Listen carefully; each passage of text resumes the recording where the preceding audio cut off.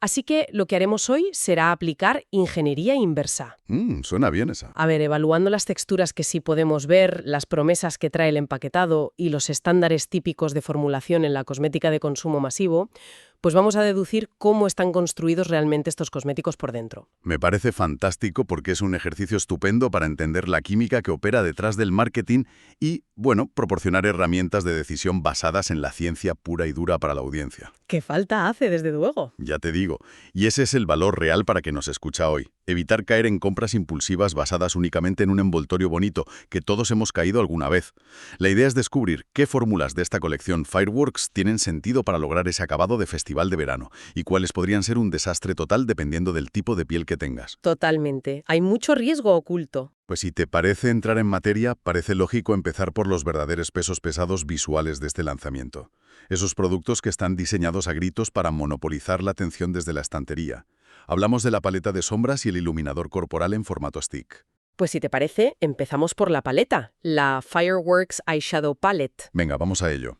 El concepto, a ver, es una paleta compacta de 4 tonos que divide su oferta en 3 texturas que son bastante dispares entre sí. Tenemos un polvo de acabado sedoso, un polvo volátil con efecto purpurina y una purpurina en crema. 3 texturas distintas, wow. Sí, y basándonos en el rendimiento histórico de esta gama de precios, recibe una estimación de 4/5. Oye, pues es una nota bastante alta. Lo es, aunque hay que señalar que compite en un segmento donde marcas como Catrice, Essence o NYX ya ofrecen tecnologías de prensado de pigmentos que son muy avanzadas hoy en día. Claro, no están solos en el supermercado. Y vamos a desgranar esto, porque aquí es donde la química de las texturas me genera mucha curiosidad. Integrar 3 densidades distintas en un espacio tan reducido es un reto enorme. Entiendo el polvo sedoso, vale, pero cuando veo una purpurina en crema, me pregunto cómo diablos se logra que eso funcione sobre la piel de verdad. Es que es un desafío formulativo enorme, no te creas. Ya, porque a simple vista parece una especie de, no sé, cemento de contacto diseñado para atrapar el brillo, porque la purpurina suelta siempre acaba cayendo por todo el rostro a la mínima ráfaga de viento que te dé por la calle. Pero claro, ¿qué hace que esa crema no resbale por la cara y se te caiga al cabo de 2 horas? Pues mira, la clave ahí reside en lo que llamamos aglutinantes moleculares. En la industria se conocen como binders. Binders, vale. Exacto. Cuando hablamos de purpurina de supermercado, estamos hablando literalmente de microplásticos o de partículas de mica de un calibre que es muy grueso. Vamos, que pesan lo suyo. Pesan muchísimo a nivel microscópico. No se adhieren a la piel por sí solas ni de broma.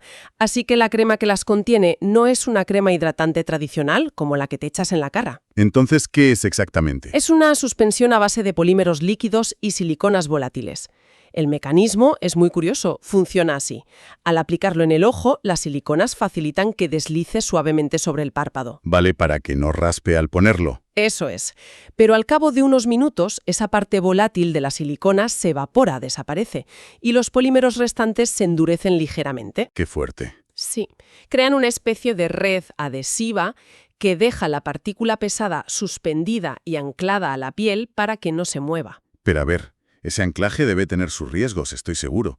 Si estamos hablando de adherir trozos de plástico pesado tan cerca de una zona móvil y además húmeda como es el ojo, Muchísimos riesgos, claro. es que me imagino que una partícula de estas, si logra escapar de esa red de polímeros que mencionas y termina dentro del ojo, pues puede ser un problema serio. Especialmente si la persona que nos escucha usa lentillas, madre mía. Pues sí, es un riesgo de abrasión mecánica considerable. Tienes que pensar que las micas trituradas o estos plásticos reflectantes tienen bordes microscópicos que son súper irregulares y afilados. Como cuchillitas minúsculas, vaya. Tal cual, si una de estas partículas queda atrapada bajo una lente de contacto o simplemente roza la córnea repetidamente con cada parpadeo, te puede causar microfisuras en el tejido ocular. Menuda broma. Por eso mismo, la regla de oro, y esto es vital para la salubridad con cualquier paleta de este tipo, es mantener estas texturas con partículas grandes estrictamente alejadas de la línea de agua y de la raíz de las pestañas. Siempre. Pues queda clarísima la advertencia sobre suspender partículas pesadas en los ojos. Telita con la purpurina. Pero, oye, si trasladamos este dilema de formulación a la piel del cuerpo, nos encontramos con el segundo producto, que es el Face and Body Stick. El famoso iluminador en barra. Ese mismo. Un iluminador que promete un efecto refrescante, un acabado nacarado y Aquí viene el reclamo que a mí siempre me despierta muchísimo escepticismo, asegura ser no transfer. Ya, el famoso no transfer.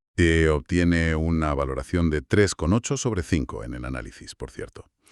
Ahora bien, formulación en barra significa, por definición, el uso de ceras. Inevitablemente, sí. Entonces, ¿cómo puede una marca prometer 0 transferencias en un formato que, por naturaleza, necesita derretirse un poco para poder aplicarse en la piel? Pues porque no puede. A ver, el concepto de no transfer en una barra basada en ceras es, desde el punto de vista de la física térmica, una contradicción de manual. Me lo imaginaba, la verdad.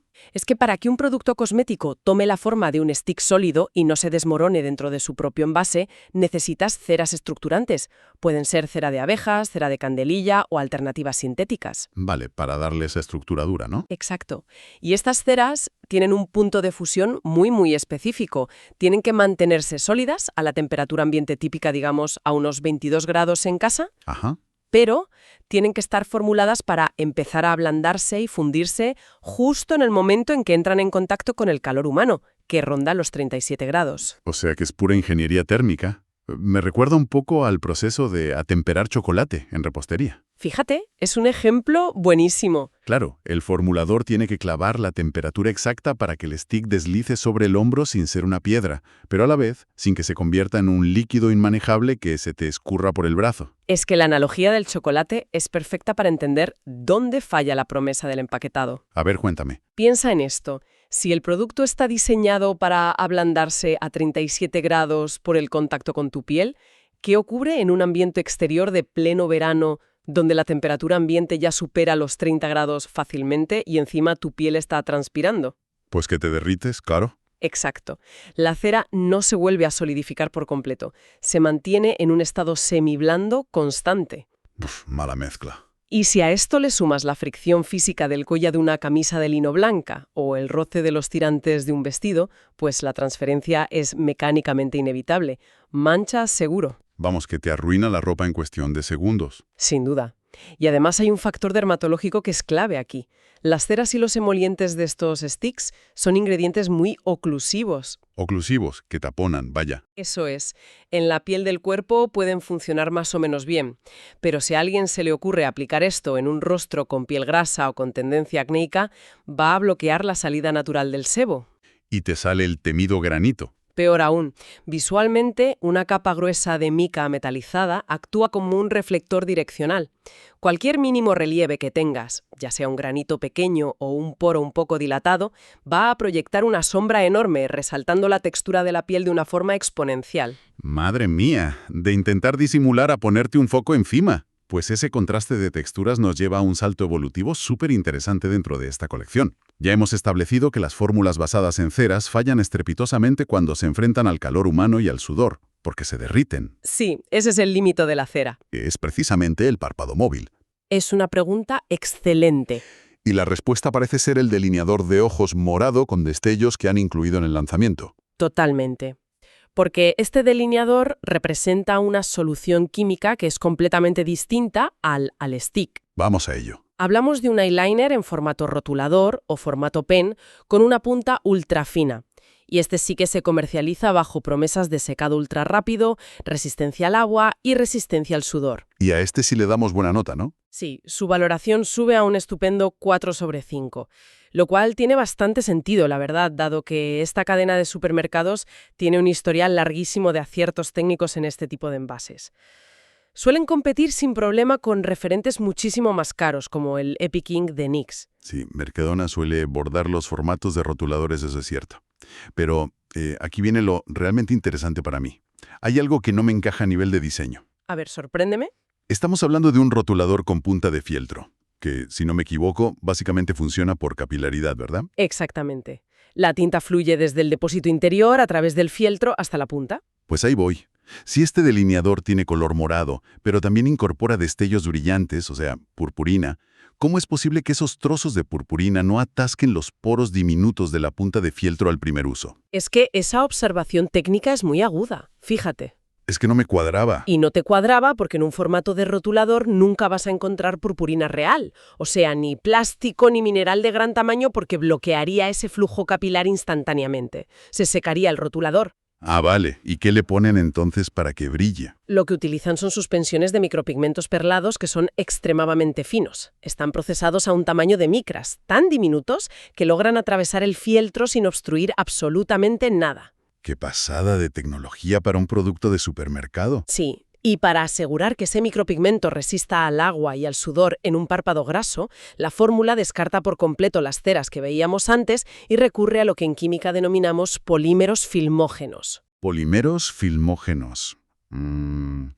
A ver, si no me equivoco con mis clases de química, esto es básicamente una solución de plástico líquido que se seca al entrar en contacto con el aire. ¿Voy bien? Vas perfecto. En esencia es eso, sí. Son macromoléculas dispersas en un disolvente, que es muy volátil, a menudo suele ser isododecano. Isododecano, de acuerdo. Pues cuando ese disolvente se evapora rápidamente al aplicarlo tú en el párpado, los polímeros se entrelazan entre sí y forman una película que es continua, invisible y totalmente hidrofóbica. O sea que repele el agua. Exacto. Esta red atrapa los micropigmentos dentro y repele por completo el agua y el sudor de la piel. Pero un momento, a ver, la piel del párpado no produce agua, produce sebo, que es básicamente un aceite lipídico. Así es. Y si repasamos la química más básica que nos enseñan, el aceite disuelve las películas plásticas. Vas por muy buen camino. ¿No significa eso que el propio sebo natural de nuestro párpado terminará destruyendo esa maravillosa red de polímeros? Quiero decir, ¿no correríamos el riesgo de que el delineado, al perder elasticidad por la grasa, empiece a resquebrajarse y a caer por la ojera en pedazos como si fuera pintura de pared seca?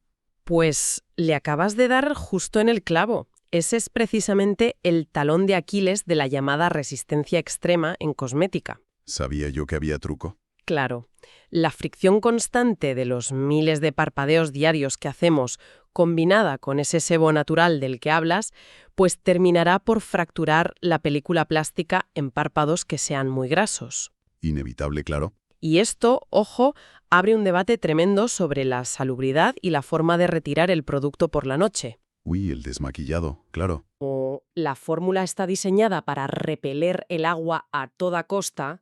Intentar desmaquillar este delineador con un agua micelar básica o con jabón de cara va a requerir una fricción mecánica súper agresiva. Vas a tener que frotar muchísimo. Y eso para el ojo es matador. Totalmente. La piel del contorno de los ojos es la más fina de todo el cuerpo humano. Tiene poquísimo tejido adiposo subcutáneo.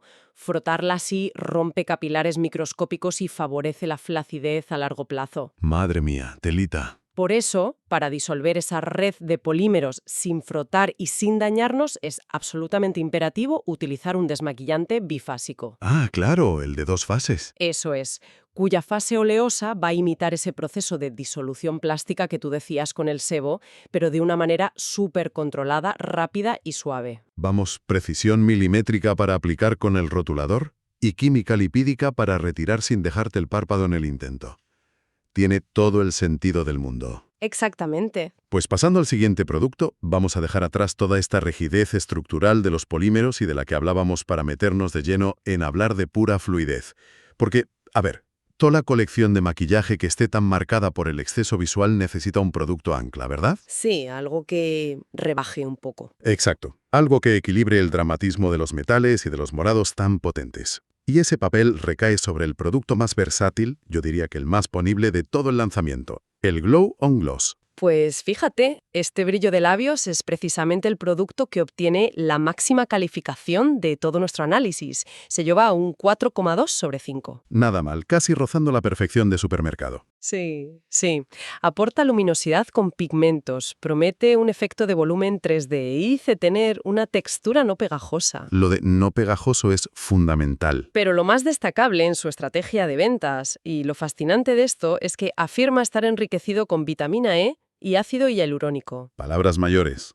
Claro, por su estructura general, lo que busca es captar al mismo consumidor que ya utiliza superventas masivos, como puede ser el Lifter Gloss de Maybelline o el famosísimo 3D Hydra de Kiko. Y aquí volvemos al choque frontal de siempre entre el departamento de marketing y las leyes de la física. A ver, cuando una marca de consumo promete volumen 3D en un labial y encima te coloca ácido hialurónico en tipografía gigante en la caja, es necesario pausar un segundo. Completamente de acuerdo. Porque la duda es hasta qué punto puede un ácido hialurónico, que está metido en un producto superficial de supermercado, generar un volumen real en el labio. Pues mira, para entender esto hay que hablar del peso molecular, que en química se mide en daltons. Daltons, vale. El ácido hialurónico es excepcional reteniendo humedad.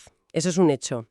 Pero en su estado natural, su molécula es gigante, es enorme. Ah, amigo. Claro, en medicina estética este ácido se inyecta directamente bajo la piel con una aguja.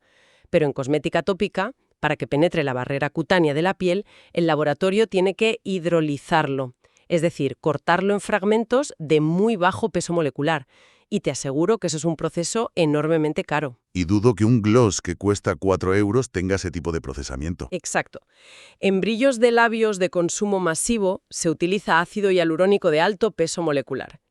La molécula es simple y llanamente demasiado grande para penetrar en la mucosa del labio. O sea que se queda fuera. Se queda sentada en la superficie exterior, atrayendo un poco la humedad del ambiente para crear una película hidratante, y ya está. Vamos a ver si lo entiendo. Básicamente es como cuando estás restaurando un mueble y te toca lijar un trozo de madera que está súper irregular antes de aplicarle una buena capa de barniz brillante, ¿no? Me encanta el ejemplo. Claro, la molécula grande de este ácido hialurónico alisa esas líneas superficiales y pielecitas del labio por mera hidratación externa y te deja una superficie completamente plana. Eso es. Y sobre una superficie que es plana, la luz rebota de manera totalmente uniforme y directa, creando esa especie de ilusión óptica de que el labio es mucho más grande y proyectado hacia adelante. Vamos, que de ahí viene lo que el empaque llama volumen 3D, pura óptica. Esa es la física exacta detrás de este reclamo publicitario. No hay ningún tipo de engrosamiento celular interno. Es solo un juego de reflexión lumínica optimizado al máximo. Es que es brillante, literal y figuradamente. Total. Y te digo una cosa, el gran triunfo de esta generación de labiales líquidos no radica para nada en el ácido hialurónico, sino en la eliminación de la incomodidad extrema que sufríamos antes. Totalmente, porque yo recuerdo los glosses de hace unos años y, madre mía. Es que los glosses de hace 15 años utilizaban poliisobuteno de altísima densidad. Eso es lo que generaba esa textura tan densa, pesada y pegajosa que atrapaba cualquier mechón de pelo suelto en cuanto soplaba un poco el viento en la calle. El terror de los días de viento. Tal cual. Pues las fórmulas actuales lo que hacen es sustituir ese ingrediente por mezclas de aceites sintéticos muy ligeros y escualano. Y eso cambia la textura por completo. Claro, porque mantienen el altísimo índice de refracción de la luz para que brille muchísimo, pero con una viscosidad mínima en el labio. Te ofrecen toda esa comodidad sin sacrificar para nada el acabado cristalino. Oye, pues una mejora química súper necesaria, desde luego,